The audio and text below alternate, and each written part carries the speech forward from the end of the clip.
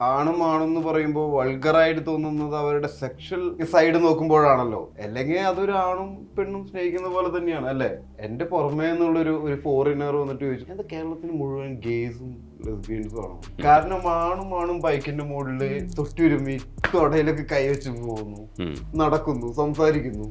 ആണും പെണ്ണും കൂടി തീരെ സമ്പർക്കവുമില്ല, കമ്മ്യൂണിക്കേഷനും ഇല്ല. കർത്താവേ ഇത് എന്താ സംഭവിച്ചതെന്ന് പറഞ്ഞ് പൊട്ടിക്കരവ് പറയും. നമുക്ക് ഇത്രയും വിഷമമുണ്ടെങ്കിൽ നമ്മളോട് ഇത് പറയാതെ ഷാരോൺ ചേട്ടായി എത്ര സങ്കടപ്പെട്ടിട്ടുണ്ടാവുമെന്ന് പറയുന്നിടത്ത് എൻ്റെ തീരുവാണ്. പിന്നെ എനിക്ക് അവന്റെ സങ്കടമാണ് ഞാൻ കൂടുതൽ കാണുന്നത്. പിന്നെ നമ്മുടെ കുടുംബത്തിൽ അങ്ങനെ വരുമ്പോൾ നമുക്കൊരു പിന്നെ ഉണ്ടാവും. നമ്മൾ ആണും പെണ്ണും തമ്മിലുള്ള റിലേഷൻഷിപ്പ് തന്നെ കറക്റ്റ് ആയിട്ട് മനസ്സിലായിട്ടില്ല, കാണാൻ പഠിച്ചിട്ടില്ല. പിന്നെയാണ് ഇതൊക്കെ മനസ്സിലാക്കണം. ഇതൊക്കെ എങ്ങനെ മാറ്റിയെടുക്കുക? ഇത് മാറ്റിയെടുക്കണമെങ്കിൽ ആദ്യം നമുക്ക് നമ്മുടെ ഉള്ളിൽ നിന്ന് തന്നെ നമ്മൾ ചോദിച്ചു തുടങ്ങണം, നമുക്ക് ഓക്കെ ആണോ? അപ്പൊ ഞാൻ തന്നെ പല കാര്യങ്ങൾക്കും ഓക്കെ അല്ല. ഞാൻ എന്റെ പാർട്ട്ണറുടെ കാര്യത്തിൽ പോലും ഓക്കെ അല്ല. എന്റെ പാർട്ട്ണർ പറയുമ്പോഴാണല്ലോ ഞാൻ അറിയുന്നത് ഞാൻ ഭയങ്കര ടോക്സിക് ആണെന്ന്. ഞാൻ വിചാരിക്കുന്നത് എന്റെ സ്നേഹവും കരുതലും ആണെന്നാണ്. ആദ്യം നമ്മള് മാറുമറയ്ക്കാതെ നടന്നു, പിന്നെ മാറുമറച്ചു നടന്നു, പിന്നെ കുറച്ച് കാണിച്ചു നടന്നു. അത് കണ്ട് ഇതൊക്കെ എല്ലാത്തിനും വ്യത്യാസം വരുള്ളൂ. ഞാൻ എന്തെങ്കിലും തെറ്റ് ചെയ്യുന്നുണ്ടെങ്കിൽ ചൂണ്ടിക്കാണിച്ചു തരേണ്ടതാണ്. എന്നെ സംബന്ധിച്ച് എന്റെ വ്യക്തിത്വം തന്നെ ഒരുപാട് മാറിയത് ഈ ഒരു 10,500 ഇന്റർവ്യൂ ചെയ്ത അതെനിക്ക് 500 അതിൽ കൂടുതൽ. ബിക്കോസ് എല്ലാ ദിവസവും രാവിലെ മോർണിംഗ് ഷോ അല്ലായിരുന്നു. പെട്ടെന്ന് ഷൈനിങ്ങിനെ വന്നിട്ട് ഇത് അവിടെ അല്ലല്ലോ കിടന്നേ, അത് ഇപ്പുറത്തല്ലേ കിടന്നേ, അല്ലേ ഇതെടുത്ത് ഇപ്പുറത്തിട്, ഇത് ഇങ്ങനെയായിരുന്നു എന്ന് പറഞ്ഞിട്ട് ഷൈൻ അത് കറക്റ്റ് ചെയ്യാം. അതെ ചേച്ചി അല്ലേ എന്ന് പ്രയോഗിച്ചപ്പോ എനിക്ക് മനസ്സിലായി. ഒബ്സർവേഷൻ അടിപൊളിയാണ്. ഖാലിദിന്റെ അടുത്തൊരു തല്ലി വരുന്നുണ്ട്, അതിലുണ്ടോ? അത് ഇടിയാണല്ലേ? ബോക്സിംഗ് ചെറിയ പിള്ളേരാണ്, നസ്ലിനും ടീമൊക്കെയാണ് ബോക്സിംഗ്. നമ്മളിപ്പോ കുറച്ച് പ്രായമായില്ലേ. ഇപ്പൊ റാങ്കിങ്ങില് ധ്യാൻ കഴിഞ്ഞ് കഴിഞ്ഞാൽ പിന്നെ ഷൈൻ ടോം ആണ്. അതുകൊണ്ടാണ് ആളുകൾ പറയുന്നത് പടം കണ്ടിട്ടില്ല, ആൾക്കാർ വരുമ്പോ ഇന്റർവ്യൂ കൊണ്ടുവന്ന് പറയണം. അപ്പൊ ഞാൻ പറയും പടം കാണാൻ വേണ്ടിയിട്ടാണ് ഞാൻ ഇന്റർവ്യൂ തരുന്നത്. ഒരു സന്തോഷമുള്ളൊരു സ്പേസിലൂടെയാണ് പൊയ്ക്കൊണ്ടിരിക്കുന്നത്. മലയാള സിനിമ തന്നെ ടോട്ടലി ഒരു സന്തോഷത്തിലാണ് പൊയ്ക്കൊണ്ടിരിക്കുന്നത്. റെസ്പോൺസ് എങ്ങനെയാണ് വരുന്നത്? റെസ്പോൺസ് എനിക്ക് പുറത്ത് വരുന്ന സമയം, ഞാൻ ഇപ്പോൾ ഹൈദരാബാദ് പടം ചെയ്യാൻ പോകുന്ന സമയത്തൊക്കെയാണ് കൂടുതൽ മലയാളം ഇപ്പം നമ്മൾ കൂടുതൽ സ്വീകരിക്കുന്നുണ്ട്. എന്നെ കൂടുതലും ഫഹദാന്ന് ചോദിച്ചിട്ടാണ് എയർപോർട്ടിലൊക്കെ ആൾക്കാർ വന്ന് ഫോട്ടോ എടുക്കുക. ഏത് നമ്മുടെ പുഷ്പയിലെ ആക്ടർ, ആവേശത്തിലെ ആക്ടർ എന്ന് പറഞ്ഞിട്ട്. അതുകൊള്ളാലോ. ഞങ്ങള് ഇപ്പൊ ഈ 2-3 ദിവസം മുന്നേ ഞാന് നിഷാദ് പടം അവിടെ നമ്മള് രാമോജി ഫിലിം സിറ്റിയിൽ ഷൂട്ട് ചെയ്യാൻ പോയപ്പോ അപ്പുറത്ത് ഫഹദ് ഷൂട്ട് ചെയ്യാൻ പുഷ്പയുടെ സെക്കൻഡ് പാർട്ട്. അപ്പൊ ഞാൻ ഫഹദിനെ പോയി കണ്ടു. ഫഹദിനോട് പറഞ്ഞു, ഫഹദ് പലപ്പോഴും ഞാനാണ് നിങ്ങൾക്ക് വിട്ടേണ്ട അഭിനന്ദനങ്ങളൊക്കെ ഏറ്റുവാങ്ങുന്നത്, അതങ്ങനെ തന്നെ ഓട്ടെ. അത് കഴിഞ്ഞിട്ട് ഫഹദ് ഇങ്ങോട്ട് വന്നു. പണ്ട് നമ്മൾ പറയാറില്ല ഒരേ സ്റ്റുഡിയോയിൽ അപ്പുറത്തും. അതേപോലെയാണ് രാമോജിയില്. ഫഹദ് ഇപ്പൊ 1 മാസമായിട്ട് ഹൈദരാബാദാ. പുഷ്പയുടെ ഷൂട്ടായിട്ടും ഞാൻ ഇടയ്ക്കിടയ്ക്ക് പോയിട്ട് വരും. ദേവരയുടെ ഷൂട്ടും തെലുങ്ക്, പിന്നെ ബാലയ്യയുടെ ഷൂട്ടൊക്കെ ആയിട്ട്. അപ്പൊ മലയാള പടങ്ങൾ ഇപ്പൊ കൂടുതൽ പുറത്തുള്ള ആളുകൾ ഇപ്പൊ നമ്മൾ പഞ്ചാബിൽ പോകുമ്പോഴും നമ്മളെ നോട്ടീസ് ചെയ്യുന്നുണ്ട്. കാരണം മലയാള പടം കണ്ടിട്ട്, OTT കണ്ടിട്ട്. അടിപൊളി, നല്ല സമയമാണ്. ചേച്ചി, കുഞ്ഞു ഹൃദയമുള്ളവരുടെ സിനിമയാണ്. ഇതിനകത്ത് ഹൃദയം എപ്പോഴും എല്ലാവരുടെയും കുഞ്ഞാണല്ലേ, അതെങ്ങനെ പ്രയോഗിക്കും എന്നുള്ളതാണ് പ്രശ്നമല്ലേ? ഏറ്റവും ചെറിയ ഓർഗൻ ഹൃദയമാണോ മനുഷ്യന്റെ? അല്ല, കണ്ണാണ്. എനിക്ക് കറക്റ്റ് ആയിട്ട് അറിയില്ല. ഉള്ളിലുള്ള ഓർഗൻസ് നമ്മുടെ ഓരോ കൈപ്പിടി എന്നല്ല പറയാ ഹൃദയം. ഏറ്റവും വലുതാണെങ്കിൽ ഞാൻ പറഞ്ഞുതരാം, ത്വക്കാണ്. ത്വക്ക്, സ്കിൻ. ഇത് ഓർഗൻ. ഇത് ഏറ്റവും വലിയ അവയവമായിട്ട് കരുതുന്ന അവയവമാണ്. അതെ, സ്കിൻ ഒരു അവയവമായിട്ടാണ് അങ്ങനെ കരുതുന്നത്. അതൊരു പുതിയ ഇൻഫർമേഷൻ ആണ്. ചേച്ചി, ഇതിനകത്ത് പറഞ്ഞു വന്നത് കുഞ്ഞു ഹൃദയമുള്ള കുറേ ക്യാരക്ടേഴ്സ് ഭയങ്കര രസമായിട്ടാണ് ഇതിൻ്റെ എൻഡിങ് ഒക്കെ പോകുന്നത്. വലിയ വിഷയങ്ങൾ സംസാരിക്കുമ്പോഴും നമ്മൾ ചിരിച്ചുകൊണ്ടാണ്. ഒരു സ്ഥലത്ത് ചിരിയുടെ ഗ്രിപ്പിംഗ് കിട്ടിക്കഴിഞ്ഞാൽ പിന്നെ തിയേറ്ററിൽ ചിരിയാണ്. എനിക്കൊരു ഘട്ടം എത്തിയപ്പോഴത്തേക്ക് ഗ്രിപ്പിംഗ് കിട്ടി തുടങ്ങി, പിന്നെ ചിരിയായിരുന്നു. എങ്ങനെയായിരുന്നു ഇപ്പോൾ റെസ്പോൺസ് വരുന്നത്? എനിക്ക് കിട്ടുന്ന റെസ്പോൺസ് എന്ന് പറഞ്ഞാൽ ഇങ്ങനൊരു അച്ഛനും മകനും എന്നുള്ളതാണ് എല്ലാവരും പറയുന്ന ഒരു കാര്യം. എന്ന് വെച്ചാൽ ബാബുരാജേട്ടൻ്റെയും ഷെയ്ൻ്റെയും ഒരു ഫാദർ സൺ റിലേഷൻഷിപ്പ് ഭയങ്കര വർക്കായി. പിന്നെ പറയുന്ന ഒരു കാര്യം, ഒരുപാട് കാലത്തിന് ശേഷം ഷൈൻ്റെ ഒരു ഭയങ്കര അടക്കമുള്ള ഭയങ്കര സട്ടിലായിട്ടുള്ള പെർഫോമൻസ് കാണാൻ പറ്റി. എന്ന് വെച്ചാൽ ഒട്ടും അതെ, പക്ഷെ അഭിനയം ആൾക്കാർക്ക് ഭയങ്കരമായിട്ട് ബോധിച്ചു. കാരണം അങ്ങനെ ഒരു വളരെ സട്ടിലായിട്ട് അകത്ത് പെയിൻ ഇങ്ങനെ നിലനിർത്തിക്കൊണ്ട് പ്രണയം അകത്ത്. അപ്പം 3 പേരുടെ പ്രേമം ഓരോ പോലെയാണ് അതിനകത്ത് എക്സ്പ്രസ് ചെയ്തിരിക്കുന്നത്. ഒരാൾ ഭയങ്കര അകത്താണ്, ഒട്ടും പുറത്ത് ശ്വാസം മുട്ടുന്ന ഒരു പ്രേമം, വെളിയിൽ കാണിക്കാൻ വയ്യാത്തൊരു പ്രേമം. പ്രായമായാലും അത് റീൽസ് ചെയ്തും അങ്ങനെ ഭയങ്കര എക്സ്പ്രസ് ചെയ്യുന്ന ഒരു പ്രേമം. വെളിയിൽ പോലും പറയാൻ പറ്റാത്ത ശോശയും അതുപോലെ സിമ്പിൾ സിബിച്ചൻ്റെയും പ്രേമം.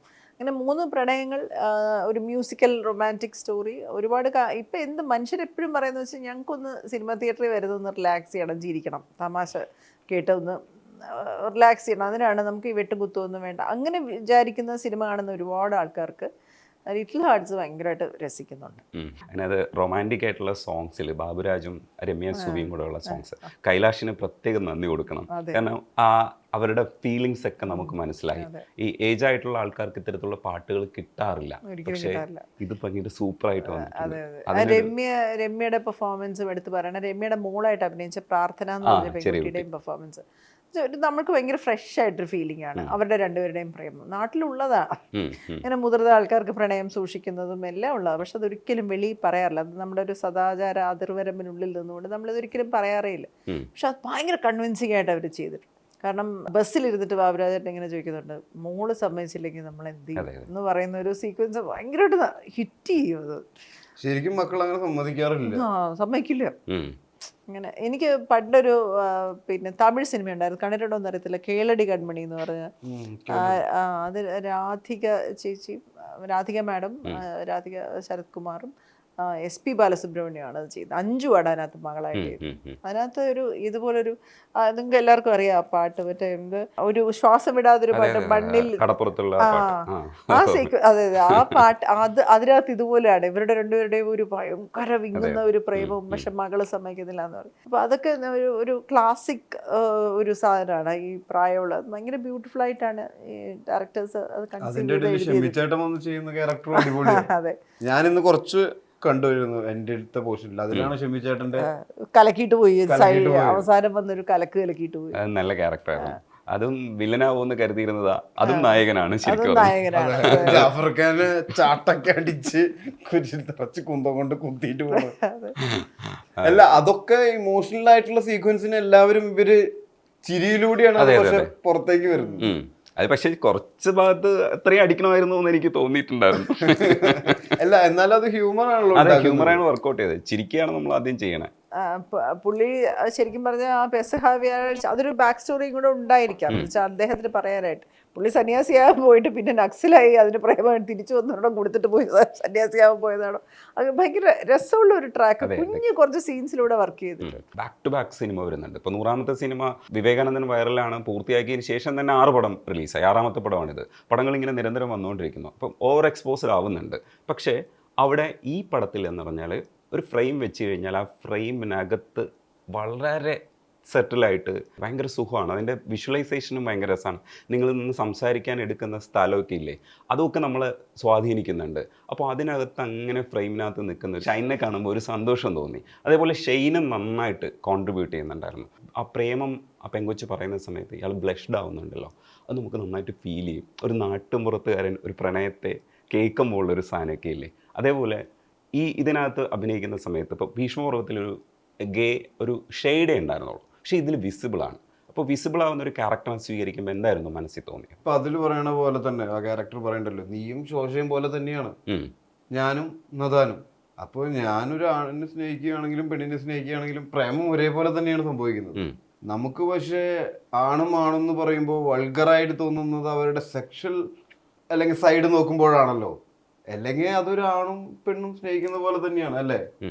അല്ലെങ്കിൽ ഒരു പെണ്ണിനെ സ്നേഹിക്കുന്നത് ഒരു ആണും പെണ്ണും സ്നേഹിക്കുന്ന പോലെ തന്നെയാണ്. അതുകൊണ്ടാണ് ആ ക്യാരക്ടർ പറയുന്നത്, നീയും ശോശയും എങ്ങനെയാണോ അതേപോലെ തന്നെയാണ് ഞാനും നദാനും. നമ്മൾ അതിനെ സെക്ഷലായിട്ട് ചിന്തിക്കുമ്പോൾ മാത്രമാണ് നമുക്ക് അതിന്റെ വൾഗറായിട്ട് തോന്നാൻ ഇടയാവുന്നത്. പക്ഷെ നമ്മുടെ നാട്ടിലെ ഞാൻ ചെറുപ്പം മുതൽ കണ്ടിട്ടുള്ളത് ഏറ്റവും കൂടുതൽ ആണും കൂടി സഞ്ചരിക്കുന്നതും പെണ്ണും കൂടി സഞ്ചരിക്കുന്നതാണ്. എൻ്റെ പുറമേ നിന്നുള്ളൊരു ഫോറിനർ വന്നിട്ട് ചോദിച്ചാൽ എന്താ കേരളത്തിൽ മുഴുവൻ ഗേസും ലെസ്ബിയൻസും ആണോ? കാരണം ആണും ബൈക്കിന്റെ മുകളില് തൊട്ടുരുമി തൊടയിലൊക്കെ കൈവച്ച് പോകുന്നു, നടക്കുന്നു, സംസാരിക്കുന്നു. ആണും പെണ്ണും കൂടി തീരെ സമ്പർക്കവുമില്ല, കമ്മ്യൂണിക്കേഷനും ഇല്ല. അങ്ങനെ എങ്ങാനും കണ്ടാ നാട്ടിൽ പ്രശ്നമായി.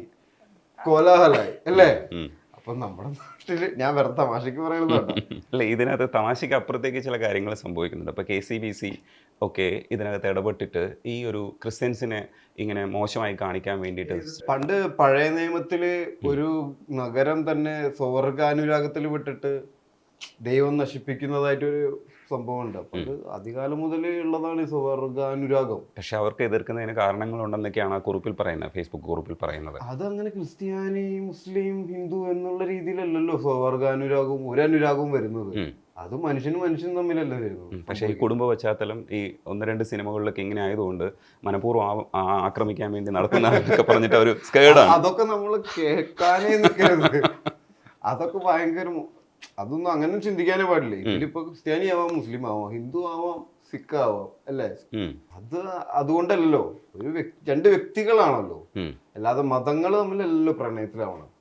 ആണോ? അല്ലല്ല, മതങ്ങൾ തമ്മിലാണ് അതിനകത്ത് ഒരു കാര്യം എന്ന് പറഞ്ഞാല് അത്രയും കൺസർവേറ്റീവ് ആയിട്ടുള്ള ഫാമിലിയിലായിട്ട് ഇങ്ങനെ ഒരു കാര്യം വന്നാലാണ് ഡ്രാമ വർക്കൗട്ട് ആവുക. വളരെ മത പശ്ചാത്തലമുള്ള, എപ്പോഴും പള്ളിയിൽ പോകുന്ന, അല്ലെങ്കിൽ അങ്ങനെ ഒരു ഇതാണ് ശരി, ഇതാണ് ജീവിതം, അല്ലെ ഇങ്ങനെയാണെന്ന് വിചാരിക്കുന്നവരാണ് അനിതമമ്മിയും ജോൺസൺ പപ്പായും. എന്ന് വെച്ചാൽ മക്കളുടെ പിന്നെ നമ്മളവിടെ എപ്പോഴും കാണിക്കുന്നത് ക്രിസ്ത്യൻ പിന്നെ ഈ പെസഹാബ മുറിക്കുന്നതും വളരെ റിലീജിയസ് ആയിട്ട് ജീവിക്കുന്നതാണ്. അവരുടെ ജീവിതത്തിലേക്ക് ഇങ്ങനെ ഒരു കാര്യം സംഭവിക്കാത്തൊന്നും അല്ലല്ലോ. നമ്മുടെ നാട്ടിൽ അതൊരു തെറ്റായ നിയമവും അല്ലെ, പണ്ട് ആണെങ്കിൽ ഇതൊരു ഒരു ലോ ഉണ്ടായിരുന്നു. ഇപ്പം അതൊക്കെ എടുത്തു മാറ്റിയതിന് ശേഷം ആൾക്കാരെല്ലാം ക്ലോസറ്റിൽ പുറത്ത് വരികയും അവരവരുടെ ഐഡന്റിറ്റി പുറത്ത് പറയുകയും അവരുടെ ശ്വാസമുട്ടലിൽ നിന്ന് അവർ രക്ഷപ്പെടുകയും ഒക്കെ ചെയ്യുന്ന ഒരു കാലഘട്ടമാണ്. അപ്പൊ അങ്ങനെ പുറത്ത് വരുന്ന ഒരു സമയത്ത് ഒരു കുടുംബത്തിൽ അത് സംഭവിക്കുന്നു എന്ന് പറയുന്ന ഒരു കഥയാണ്. അത് ഒരു കമ്മ്യൂണിറ്റിക്കും എതിരല്ല.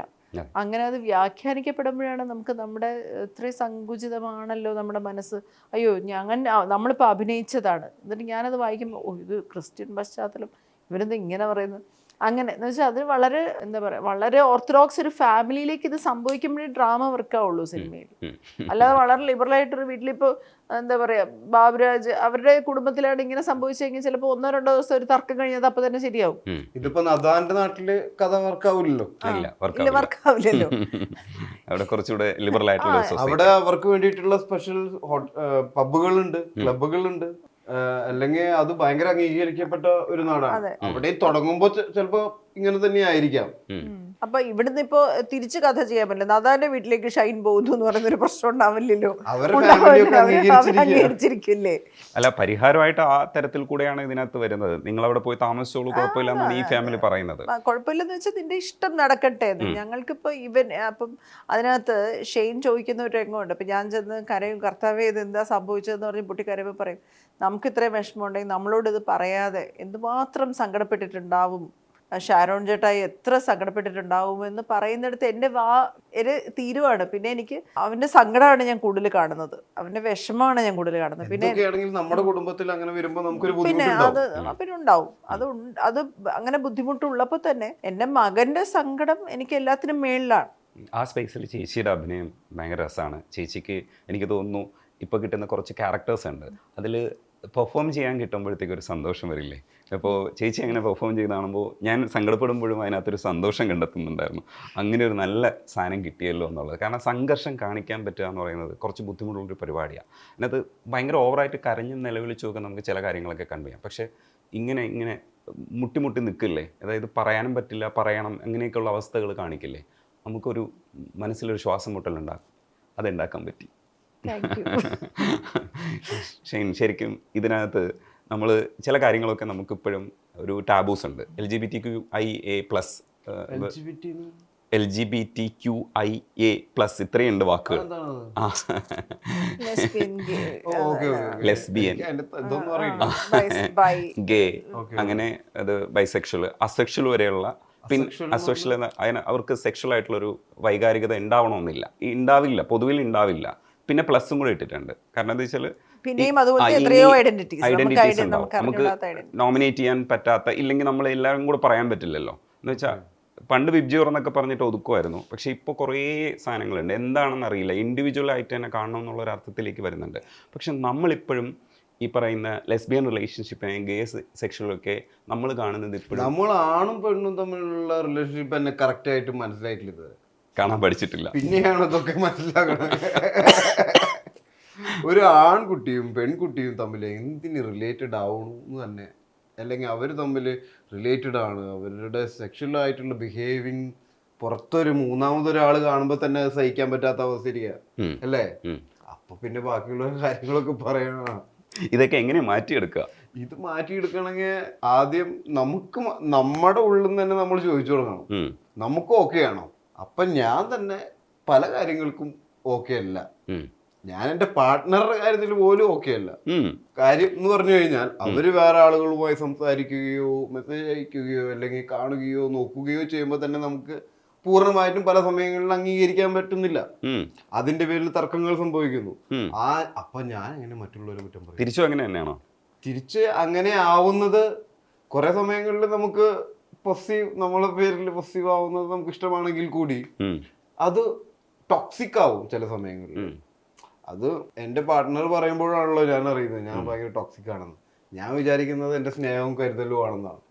അപ്പൊ ഞാൻ എങ്ങനെ മറ്റുള്ളവരെ ഇതിന്റെ പേരില് അല്ലെങ്കിൽ നോക്കിക്കാണും? ഇതൊക്കെ സത്യമാണോ? സീറ്റ് മാറിയിരിക്കണോ? അതാണ് പറഞ്ഞത്, വ്യക്തികൾ തമ്മിലുള്ള അടുപ്പവും റിലേഷനും. ഇപ്പൊ നമ്മൾ ആണ് പെൺ വ്യക്തികൾ, ആ വ്യക്തികളുടെ റിലേഷൻ തന്നെ നമ്മൾ കറക്റ്റ് ആയിട്ടല്ല കാണുകയും കേൾക്കുകയും കൊണ്ടു നടക്കുന്നത്. അപ്പൊ പിന്നെ ബാക്കിയുള്ളതിനൊക്കെ ഒരുപാട് ബുദ്ധിമുട്ടുണ്ടാവും. അപ്പൊ ഇതെങ്ങനെ മറികടക്കുമെന്നാണ്? മറികടക്കണമെങ്കിൽ ഞാൻ പറഞ്ഞില്ലേ, സമയം ഇപ്പോ ആദ്യമായിട്ട് ജീൻസ് ഇടുന്ന സമയത്ത് നമുക്ക് ഒരു ബുദ്ധിമുട്ടുണ്ടായിരുന്നില്ലേ പെൺകുട്ടികൾ ജീൻസ് ഇട്ട് കാണുമ്പോ? ഇല്ലേ? ഇപ്പൊ അത് ഓക്കെ ആയില്ലേ? ഇനി അത് ഒരു പ്രശ്നമേ അല്ലാത്ത വിഷ്വലായി മാറും. കണ്ടിട്ടാണല്ലോ അത് മാറുന്നത്. പെട്ടെന്ന് ഒരു നാട്ടിൻപുറത്ത് പോയിട്ട് ആരും കൊച്ചിയിൽ ഇടുന്ന പോലത്തെ ഡ്രസ് ഇട്ട് നടക്കില്ലല്ലോ ഈ കുട്ടികൾ പോലും. പക്ഷെ ആ നാട്ടിൻപുറത്ത് പോലും ആ കാഴ്ച ഭയങ്കര കോമൺ ആവുന്ന ഒരു സിറ്റുവേഷൻ ഉണ്ടാവും. അതേപോലെ തന്നെയാണ് ഈ രീതിയിലുള്ള കൾച്ചറും റിലേഷൻസും ഒക്കെ. അത് കണ്ടേ മാറുള്ളൂ. ആദ്യം നമ്മള് മാറുമറയ്ക്കാതെ നടന്നു, പിന്നെ മറച്ചു നടന്നു, പിന്നെ കുറച്ച് കാണിച്ചു നടന്നു അല്ലേ? അത് കണ്ടേ ഇതൊക്കെ എല്ലാത്തിനും വ്യത്യാസം വരുള്ളൂ. ഈ ആണുങ്ങളിൽ തന്നെ ഞാൻ കണ്ടിട്ടുണ്ട്, എൻ്റെ അപ്പാപ്പനൊന്നും ഷർട്ട് ഇട്ടിട്ട് അങ്ങാടിക്കേ പോവാറില്ല. ഇപ്പൊ ഷർട്ട് ഇടാതെ ഒരു ആണ് നടന്നു കഴിഞ്ഞാൽ നമുക്കൊരു പ്രശ്നമല്ലേ? അത് തിരിച്ചും പ്രശ്നമാക്കി തുടങ്ങി. നിങ്ങൾക്ക് ഇടാമല്ലോ, പിന്നെ ഞങ്ങൾക്ക് അല്ല. പക്ഷെ എന്നാലും ആണുങ്ങളാണ് കൂടുതലും മറച്ചു കിടക്കുന്നത്. ഷർട്ട് ഇടാതെ നടക്കുന്നത്. ഇപ്പൊ ഞാൻ പഞ്ചാബിൽ പോയപ്പോ ഷർട്ട് ഊരി നടക്കാൻ പാടില്ല ആണുങ്ങൾ. പക്ഷെ പെൺകുട്ടികൾക്ക് അത്യാവശ്യത്തിന് സ്ലീവ്ലെസ് ഒക്കെ ഇട്ട് നടക്കാം. പക്ഷെ ആണുങ്ങൾ ബോഡി കാണിച്ച പ്രശ്നം എന്ന് പറഞ്ഞു കഴിഞ്ഞാൽ അത് ഓരോരോ രീതികളാണ് ഓരോരോ നാട്ടിലെ. അതിങ്ങനെ മറിഞ്ഞുകൊണ്ടൊക്കെ ഇരിക്കും. പിന്നെ കണ്ട് മാറുന്നതാണ്, അങ്ങനെ മാറും. അതെ. ചേച്ചി, ഇതിപ്പോൾ നമ്മൾ കുറേ നാൾ കൊണ്ട് സംസാരിക്കുന്ന ഒരു വിഷയമാണ്. പക്ഷേ കലയിലൂടെ ഈ ചില തരത്തിലുള്ള കാര്യങ്ങൾ കൺവേ ചെയ്യാൻ ശ്രമിക്കുമ്പോൾ ഇപ്പോൾ ഇതിനകത്ത് സട്ടിലായിട്ടാണ് പറഞ്ഞിരിക്കുന്നത്. ചിലർക്ക് അത് വിമർശിക്കുന്നുണ്ട്, പെരിഫറലായി പോയി, ഇത് കുറച്ചുകൂടെ ആഴത്തിൽ പറയാമായിരുന്നു. അത് സംവിധായകൻ്റെ ഇഷ്ടമാണ്, സിനിമ എടുക്കുന്നവരുടെ ഇഷ്ടമാണ്, കമേഴ്സ്യലൈസ് ചെയ്യുന്നതിൻ്റെ ഭാഗവും കൂടിയാണ്. അപ്പോൾ നമുക്ക് ചില കാര്യം നമ്മൾ ആഴത്തിൽ പറഞ്ഞു കഴിഞ്ഞാൽ കമേഴ്സ്യലൈസ് ചെയ്യാൻ പറ്റണമെന്നില്ല. പക്ഷേ ചേച്ചി കുറേ കാലം കൊണ്ട് നമ്മൾ ഈ ടോപ്പിക്ക് സംസാരിക്കുന്നുണ്ട്. നമ്മുടെ പ്രോഗ്രഷൻ എത്രത്തോളം ഉണ്ട്? ഇപ്പോൾ ചേച്ചി മാധ്യമപ്രവർത്തകമായിട്ടിരിക്കുന്ന സമയം മുതൽ ഇതൊക്കെ ഒബ്സർവ് ചെയ്യുന്ന ഒരാളാണ്.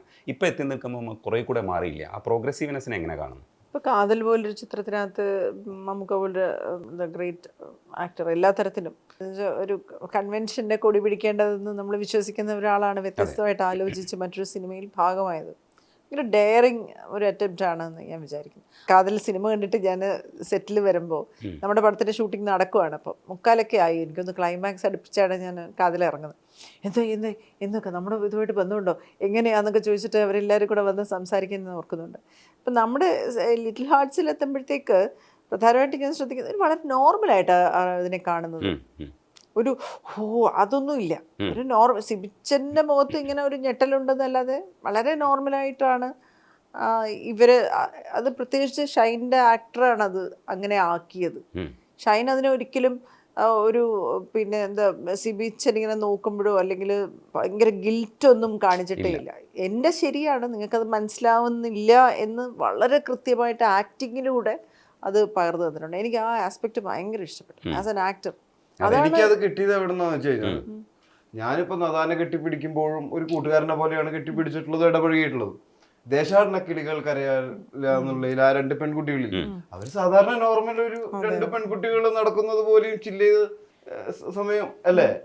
അതെന്നാണ്. മറ്റേതാകുമ്പോ നമുക്ക് തൊടുമ്പോഴും അല്ലെങ്കിൽ കെട്ടിപ്പിടിക്കുമ്പോഴും ഒക്കെ ആ ഒരു രീതിയിലല്ലേ. പക്ഷെ ആ പടത്തില് വളരെ വളരെ നാച്ചുറലായിട്ട് 2 പെൺകുട്ടികൾ ചില്ല് ചെയ്ത് നടക്കുന്നത് കാണിച്ചിട്ടുണ്ട്.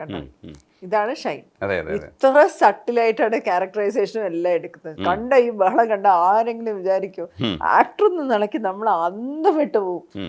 ഞാൻ ഭീഷ്മപർവ്വത്തിൽ അഭിനയിച്ചോണ്ടിരിക്കുമ്പോഴത്തേക്ക് ഒരു കേക്ക് കട്ട് ചെയ്ത സീക്വൻസ് ഉണ്ടായിരുന്നു. അപ്പൊ ഞാൻ പെട്ടെന്ന് ഇങ്ങനെ അവസരത്തേര് പക്ഷെ ഇങ്ങനെ കേക്ക് കട്ട് ചെയ്തു മറങ്ങോട്ട് പറഞ്ഞിട്ട് ഇങ്ങനെ കത്തി ഇങ്ങനെ വാങ്ങി. ഞാൻ വിചാരിച്ചു യഥാർത്ഥത്തിൽ ഞാൻ കേക്ക് കട്ട് ചെയ്ത് തെറ്റിപ്പോയത്. എന്നിട്ട് ഞാൻ കഴിഞ്ഞിട്ട് ഞാൻ ചോദിച്ചു ഷൈന ഞാൻ കേക്ക് കട്ട് ചെയ്ത് തെറ്റിപ്പോയി. സിനിമയിൽ പറഞ്ഞതല്ലേ നിങ്ങൾ വെറുതെ ക്യാരക്ടറായതുകൊണ്ട് കുറച്ച് അഗ്രസീവ് ആണല്ലോ. ഞാൻ ശരിക്കും പേടിച്ചത്. ഞാൻ ഷൈൻ അഭിനയിക്കുമ്പോഴേ നമുക്ക് ശരിക്കും ഇത് ആക്ടർ പറഞ്ഞാണോ ഷൈൻ പറഞ്ഞാണോ ക്യാരക്ടർ ഒന്നും പിടികിട്ടത്തില്ല. അപ്പൊ ഞാൻ ശരിക്കും വിചാരിച്ചു ഞാൻ എന്നിട്ട് നോക്കുവോ ഞാൻ അവളും ഞെട്ടിപ്പോയി വീണ. അത് കണ്ടിട്ടാണ് അമ്മ പറഞ്ഞു അമ്മ ശരിക്കും അങ്ങനെ സെന്റിമെന്റ്സ് കൊടുക്കേണ്ട കാര്യമില്ല അടുത്ത്. പക്ഷെ ഞാൻ ഷോർട്ടിന് പക്ഷെ അത് പറഞ്ഞു എന്തിനാ അങ്ങനെയൊക്കെ പറയണം. എനിക്ക് ഇഷ്ടപ്പെട്ട ഒരു സാധനം റൊമാൻസ് ചെയ്യുന്നത് അടിക്കകത്തുള്ള റൊമാൻസ്. അതിൽ നിങ്ങളെന്ന് പറയുന്ന ഒരു ആക്ടർ ഉണ്ട്, പിന്നെ അതിനകത്ത് എല്ലാ ഇമോഷൻസ് കാണിക്കാനുള്ളൊരു സ്പേസ് ഉണ്ട്. അടി ഭയങ്കര രസമുള്ളൊരു സാധനമാണ്. അഹാനിയും നിങ്ങളും കൂടെ കോമ്പിനേഷൻ അഭിനയിക്കുന്ന സമയത്ത് ഞാൻ കൊതിയോടുകൂടി കണ്ടിരുന്നില്ലേ, അങ്ങനെ ഒരു സാധനമായിരുന്നു. അതിനകത്ത് ഭയങ്കര രസമായിട്ട് ചെയ്തിട്ടുണ്ട്. ആ പടത്തിന് അതിന്റെ ആവശ്യമാണ്, ഭീഷ്മപർവ്വത്തിന് ഇതിന്റെ ആവശ്യമാണ്, ഇതിന്റെ ആവശ്യമാണ്. അപ്പൊ ഓരോ പടത്തിനും ക്യാരക്ടറിനനുസരിച്ച് മാത്രമേ നമ്മൾ പെരുമാറാൻ പാടുള്ളൂ. അല്ലാതെ എല്ലാ പടത്തിലും നന്നായി പെരുമാറിയിട്ട് കാര്യമില്ല. പക്ഷെ ഇടയ്ക്ക് വിമർശനം വന്നത് കുമാരിയുടെ ഡബിങ്. കുമാരി എനിക്കും പേഴ്സണലി ഇഷ്ടപ്പെട്ടു. അയാൾ ആരോട് സംസാരിക്കാത്ത ഒരാളാണ് അല്ലേ. അയാൾ ആദ്യമായിട്ട് സംസാരിക്കുന്നത് ഈ കുമാരിയെ വിവാഹം കഴിച്ചതിന് ശേഷം കുമാരി ചോദ്യങ്ങൾ ചോദിക്കുന്ന സമയത്താണ്. പക്ഷെ ഒരു പ്രോബ്ലം ഉണ്ട് ഇതിനകത്ത്. ഷൈനെ നമ്മൾ അല്ലാതെ കാണുമ്പോൾ സത്യത്തിൽ പ്രസ് മീറ്റിനും ബാക്കി ബിഹേവിയറും ഒക്കെ നമ്മൾ എക്സ്പോസ്ഡ് ആണ്. എല്ലാ മാനറിസംസും നമുക്കറിയാം. അപ്പോൾ അതിൽ കാണുമ്പോൾ ഇത് നമ്മൾ കണ്ടുകൊണ്ടിരിക്കുന്ന ഷൈനാണ്, കഥാപാത്രമായിട്ട് നമുക്ക് ഫീൽ ചെയ്തില്ല. അതാണ് എല്ലാവരും അല്ല, പലപ്പോഴും ആ സ്ലാങ് ശ്രദ്ധിച്ചാൽ മനസ്സിലാവും, വ്യക്തമാവാതെ സംസാരിക്കുന്നതെന്ന് പറഞ്ഞാൽ ഞാനിപ്പോ സംസാരിക്കുന്നത് വ്യക്തമാണ്. കുമാരിയിലെ സംസാരിക്കുന്നത് എന്തുകൊണ്ട് വ്യക്തമായില്ല എന്ന് പറഞ്ഞാൽ വ്യക്തമാവാതിരിക്കണം അവിടെ ആ സംസാരം. അയാള് കുറെ കാലങ്ങളായി ഉൾവലിഞ്ഞ് ആരോടും സംസാരിക്കാതെ ഏകനായിട്ട് നടക്കുന്ന ഒരു കഥാപാത്രമാണ് അല്ലേ. അയാള് കുമാരിയുടെ അടുത്താണ് ആദ്യമായിട്ട് ഉള്ളു തുറന്ന് സംസാരിക്കുന്നത്. ഉള്ളു തുറന്നാണ് സംസാരിക്കുന്നത്.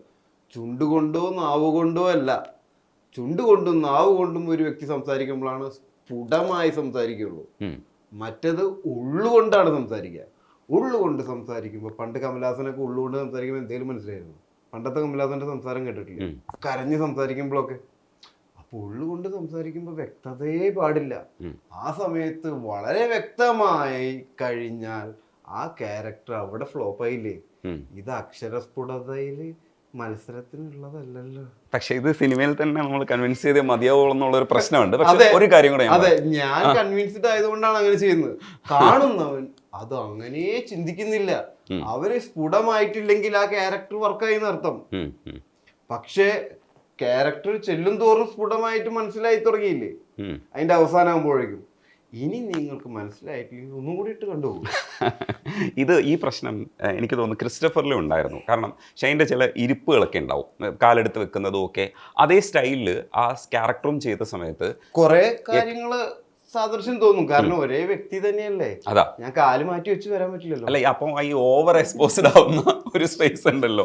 ഓവർ എക്സ്പോസ്ഡ് ആവുകയാണെങ്കിൽ ഞാൻ പിന്നെ ഇന്റർവ്യൂ നിർത്തി പോകേണ്ടി വരും. നിങ്ങൾക്ക് ഇന്റർവ്യൂ തരണ്ടല്ലോ. പറ്റോ? ഇന്റർവ്യൂ വേണം? അത് പറ്റില്ല. ഞാൻ കഴിഞ്ഞ ഇന്റർവ്യൂലേ പറഞ്ഞു നിർത്തിപ്പോകൂടാ. പറയരുത് ഓവർ എക്സ്പോസ്ഡ് ആവും. ഒരു പടം ചെയ്യുന്ന സമയത്ത് 2-3 ദിവസം പ്രൊമോഷന് കൊടുക്കണം. ഈ 2-3 ദിവസം കൊണ്ട് ഒരു 10-40 ഇന്റർവ്യൂ ഞാൻ ചെയ്യുന്നുണ്ട്. അപ്പൊ ഈ 100 പടത്തിൽ എത്ര ഇന്റർവ്യൂ ഞാൻ ചെയ്തിട്ടുണ്ടാവും? അപ്പൊ ഞാൻ എന്റെ ചുമതലയല്ലേ നിർവഹിക്കുന്നത്. ശരിക്കും പ്രൊമോഷൻ ഒരു ആക്ടിംഗ് ആണ് ഇപ്പോ. കാരണം ഇത് കൃത്യമായിട്ടിരുന്ന ജനങ്ങളിലേക്ക് എത്തിക്കണ്ടേ, അത് പ്രൊമോഷന്റെ ഭാഗമല്ലേ. ഞാൻ എന്തെങ്കിലും തെറ്റ് ചെയ്യുന്നുണ്ടെങ്കിൽ ചൂണ്ടിക്കാണിച്ച് തരേണ്ടതാണ്. ഞങ്ങൾ അതല്ല പറയാൻ ശ്രമിക്കുന്നത്. ഓവർ എക്സ്പോസ്ഡ് ആവുക എന്ന് പറയുന്നതില് എന്ത് ചെയ്യാൻ പറ്റും? നമ്മള് ഇപ്പോ ചില താരങ്ങൾ ഇന്റർവ്യൂ കൊടുക്കാറില്ല, പക്ഷെ നമുക്ക് ഇന്റർവ്യൂ കൊടുത്തേ പറ്റൂ പടത്തിന്റെ പ്രൊമോഷനായിട്ട്. ഞാൻ ഇന്റർവ്യൂ കൊടുക്കുന്നില്ല എന്ന് പറഞ്ഞു കഴിഞ്ഞാൽ കുറെ പടങ്ങളുടെ പ്രൊമോഷന് ഇപ്പോ ഇന്റർവ്യൂസ് ഇല്ലാതെയാവും. മനസ്സിലായോ? മെയിൻ ആയിട്ടുള്ള ചില താരങ്ങള് കൂടുതലായിട്ട് ഇന്റർവ്യൂ കൊടുക്കാറില്ല. പക്ഷെ ഞാൻ ഇന്റർവ്യൂ കൊടുത്തേ മതിയാവൂ. കാരണം ഞാൻ അതില് രണ്ടാമതോ മൂന്നാമതോ ഉള്ള ക്യാരക്ടറോ അല്ലെങ്കിൽ അങ്ങനെ ചെയ്യുന്ന ഒരു വ്യക്തിയാണ്. അപ്പൊ ഞാനും കൂടി കൊടുക്കുന്നില്ല എന്ന് പറഞ്ഞു കഴിഞ്ഞാൽ പ്രൊമോഷനായിട്ട് വലിയ കാര്യമായിട്ടൊന്നും ഇന്റർവ്യൂസ് ഉണ്ടാവില്ല. അപ്പൊ നമ്മൾ കൂടുതലായിട്ട് എക്സ്പോസ് ആവുകയാണ്. അതുമല്ല ഞങ്ങൾക്കെന്ന് പറഞ്ഞാൽ ഇപ്പൊ റാങ്കിങ്ങിൽ ധ്യാൻ കഴിഞ്ഞ് കഴിഞ്ഞാൽ പിന്നെ ഷൈൻ ടോം ആണ് ഇന്റർവ്യൂ റാങ്കിങ്ങിൽ. അതുകൊണ്ടാണ് ആളുകൾ പറയുന്നത് പടം കണ്ടിട്ടില്ല, ആൾക്കാർ വരുമ്പോ ഇന്റർവ്യൂ കണ്ടു എന്ന് പറയണം. അപ്പൊ ഞാൻ പറയും പടം കാണാൻ വേണ്ടിയിട്ടാണ് ഞാൻ ഇന്റർവ്യൂ തരുന്നത്, പടം കൂടി കാണണം. ധ്യാനം പറയാറുണ്ട് പടം കൂടി കാണണം.